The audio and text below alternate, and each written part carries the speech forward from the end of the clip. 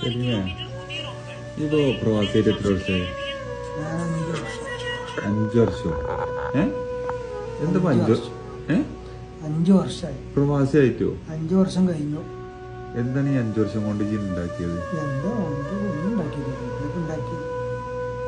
എന്നാലും ഈ 5 വർഷം എന്ന് പറഞ്ഞാൽ ഏകദേശം 60 മാസമായില്ലേ? 60 മാസം കൊണ്ട് എനിക്ക് എത്രയാലും സാലറി കിട്ടി, എന്നിട്ടും നമുക്കൊന്നും സമ്പാദിക്കാൻ കഴിഞ്ഞില്ല. വീട് വെച്ചത്? വീടും വെച്ചിട്ടില്ല.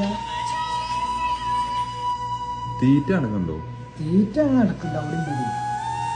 നാട്ടിലും അത് നടക്കണ്ട. പിന്നെ കിട്ടുന്ന ശമ്പളം എന്താ? ചെലവിന് ഇവിടെ എപ്പം ബാക്കിയിലാണ് വിട്ടെടുക്കൂടെ? സേവിങ് പരിപാടി അങ്ങനൊന്നുമില്ല. ചെയ്യേണ്ട സേവിങ്ങിന് വേണ്ടേ?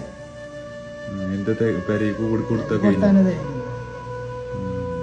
അല്ലപ്പോ ഇങ്ങനെ പോയാ മതി. അപ്പൊ നമുക്ക് മാറ്റങ്ങൾ വേണ്ടേ? എന്നില്ലേ ശരിയാവും. LDF വന്നാലോ?